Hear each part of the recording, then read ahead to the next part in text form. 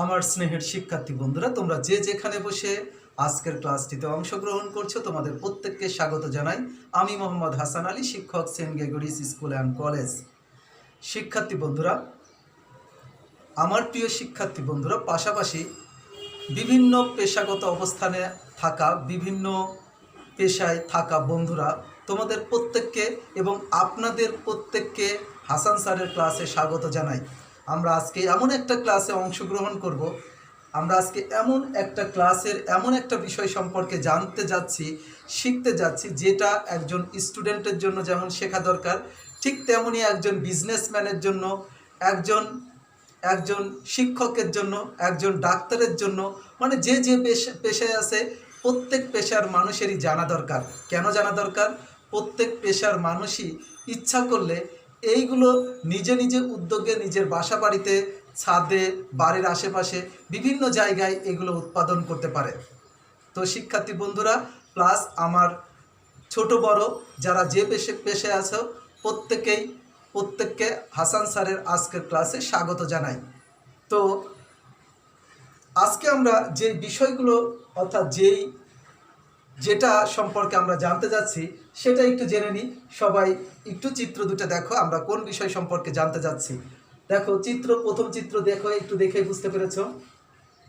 এটা হচ্ছে শিম গাছ এবং শিম, আর এটা দেখো শিম অর্থাৎ কি, যে আমরা আজকে শিম সম্পর্কে জানবো, অর্থাৎ শিমের উৎপাদন সম্পর্কে জানবো, কিভাবে উৎপাদন করা যায়, কিভাবে ভালো উৎপাদন করা যায়, যেটা কিন্তু একজন ছাত্রের জন্য যেমন দরকার, ঠিক বিভিন্ন পেশায় অবস্থানকারী প্রায় সব মানুষেরই জানা দরকার। কেন জানা দরকার? আমি আগেই বললাম যে যে যেখানে আছি, যে যে পেশায় আছি, নিজে উদ্যোগে নিজের বাসা বাড়িতে, ছাদে বা বিভিন্ন বাড়ির আশেপাশে পতিত জায়গাগুলোতে আমরা আমরা সিম চাষ করার মাধ্যমে নিজেরা ধরো কি, যে তরতাজা বা পুষ্টি সমৃদ্ধ ভালো ভালো তারপরে ধরো যে কি বিশুদ্ধ বিশুদ্ধ শাকসবজিগুলো উৎপাদন করতে পারি, অর্থাৎ শিম উৎপাদন করতে পারি, যেটা আমাদের পরিবারের চাহিদা পূরণ করতে পারে। যাদের ধরো পরিবারের চাহিদার পাশাপাশি আর্থিক চাহিদা পূরণের দরকার, তারা বাজারে বিক্রি করে অর্থনৈতিকভাবেও লাভবান হতে পারে। তো শিক্ষার্থী বন্ধুরা এবং প্রত্যেককেই আমরা চলে যাই আমাদের আজকের বিষয় শিম চাষ। তো আমরা আজকে শিখে নিব শিম কিভাবে চাষ করতে হয়। দেখো, শিম বাংলাদেশের একটি জনপ্রিয় সবজি। শিম বাংলাদেশের একটি জনপ্রিয় সবজি। শিমে প্রচুর পরিমাণে আমিষ থাকে। আমরা জানি যে শিমের বীজে মানে কি, যে বীজে প্রচুর পরিমাণে প্রোটিন থাকে। শিমের বীজে প্রচুর পরিমাণে প্রোটিন থাকে। এটি একটি শীতকালীন সবজি। আমরা জানি শিম হচ্ছে একটি শীতকালীন সবজি। তোমাদের সামনে একটি চিত্র আছে, তোমরা দেখো। এটা হচ্ছে বীজ, এটা দেখো যে কি, যে তোমার শিম ফল, আর এটা শিম বীজ।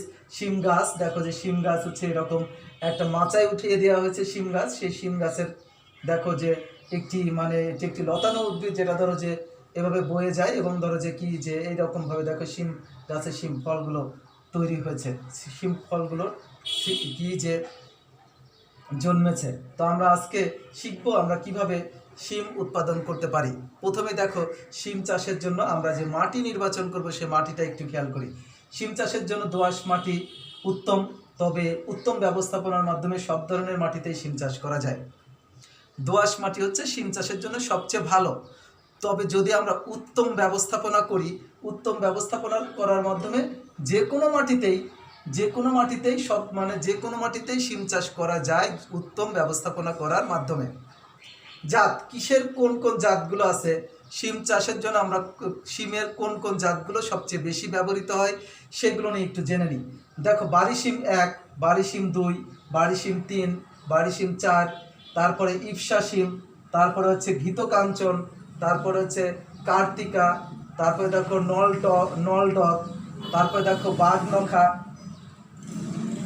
বাঘনখা, তারপরে 12 মাসি প্রভৃতি শিমের জনপ্রিয় জাত পাওয়া যায়। তাহলে দেখো যে আমরা যে বাজারে দেখবা বিভিন্ন প্রকার শিম রয়েছে, কিছুটা হচ্ছে একেবারে সবুজ, কিছুটা গোলাকার টাইপের মানে চ্যাপ্টা মতো, কিছুটা লম্বা, কিছুটা চিকুন, মানে এরকম বিভিন্ন প্রকার জাতের শিমগুলো আমরা বাজারে পেয়ে থাকি। তো আমরা যে কোনো জাতের শিমগুলোই খুব সহজে আমরা চাষ করতে পারি। এখন দেখো শিমের কিভাবে আমরা বীজ বপন করব। দেখো মধ্য জুন থেকে সেপ্টেম্বর পর্যন্ত বীজ বোনার উপযুক্ত সময়। আমরা কখন বীজ বপন করব? জুন মাস থেকে মধ্য জুন থেকে সেপ্টেম্বর পর্যন্ত বীজ বোনার উপযুক্ত সময়। এই সময় আমরা শিমের বীজ বপন করব। জমি তৈরি কিভাবে আমরা শিমের বীজ বপনের জন্য জমি তৈরি করব? দেখো বেশি জমিতে আবাদ করলে জমি কয়েকবার চাষ বা মই দিয়ে ঢেলা ভেঙে সমান করতে হবে। যদি শিম চাষ বেশি জমিতে করা হয় তাহলে সেই ক্ষেত্রে বেশি জমিতে আবাদ করলে কয়েকবার চাষ করতে হবে এবং মই দিয়ে ঢেলা ভাঙতে হবে।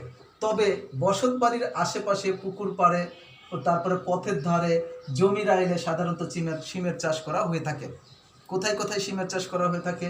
বসত বাড়ির আশেপাশে করা যেতে পারে, তারপরে পুকুর পাড়ে করা যেতে পারে, পথের ধারে করা যেতে পারে, জমির যে আইল থাকে সে আইলের উপরে শিমের গাছ লাগিয়ে শিম চাষ করা যেতে পারে।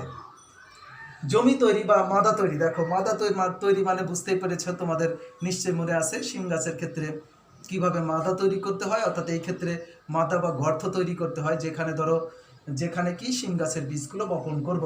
দেখো জমিতে মাদা অর্থাৎ গর্ত 45 সেন্টিমিটার গুণ 45 সেন্টিমিটার গুণ 45 সেন্টিমিটার আকারের গর্ত তৈরি করতে হবে।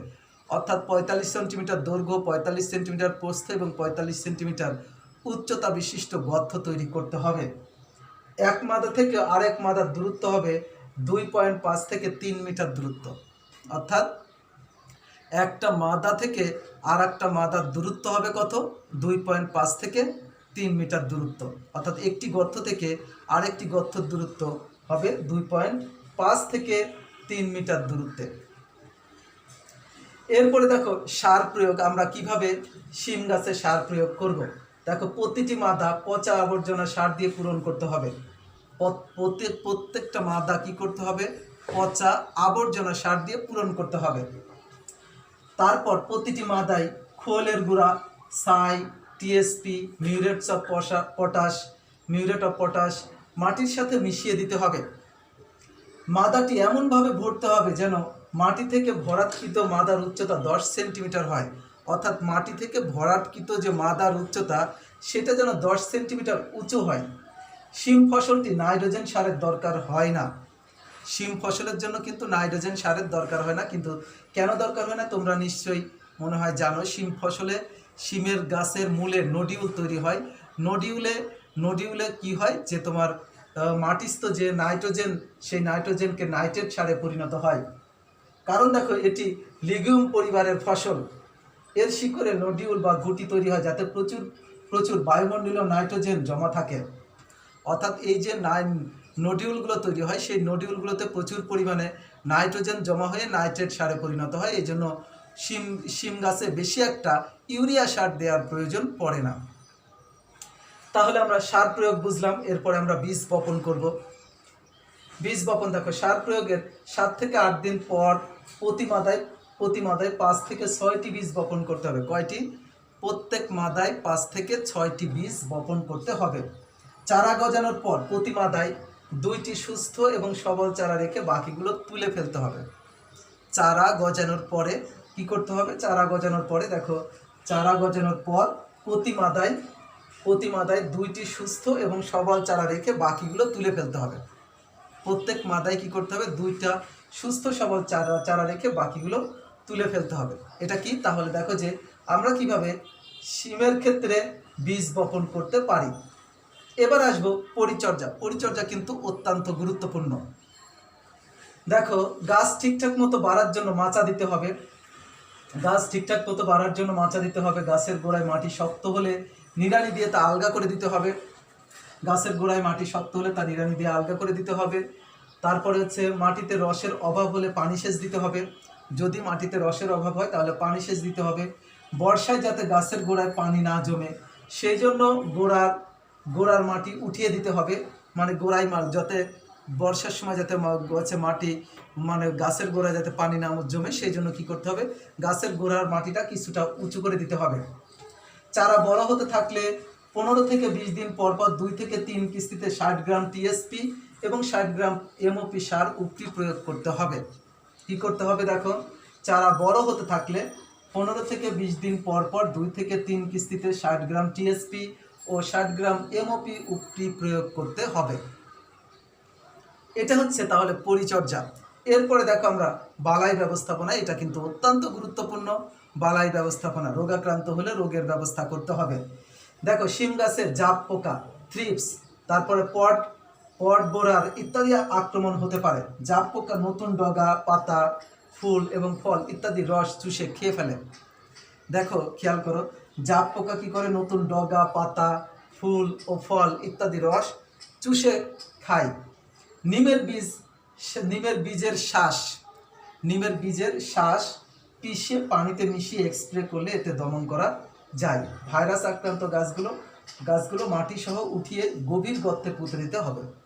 অর্থাৎ যে সকল গাছগুলো ভাইরাসে আক্রান্ত হবে, ভাইরাস আক্রান্ত গাছগুলো কি করতে হবে?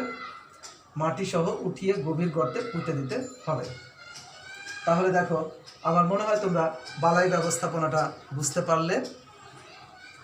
এরপরে আমরা আসবো হচ্ছে বালাই ব্যবস্থাপনার পরে আমরা আসবো ফসল সংগ্রহ।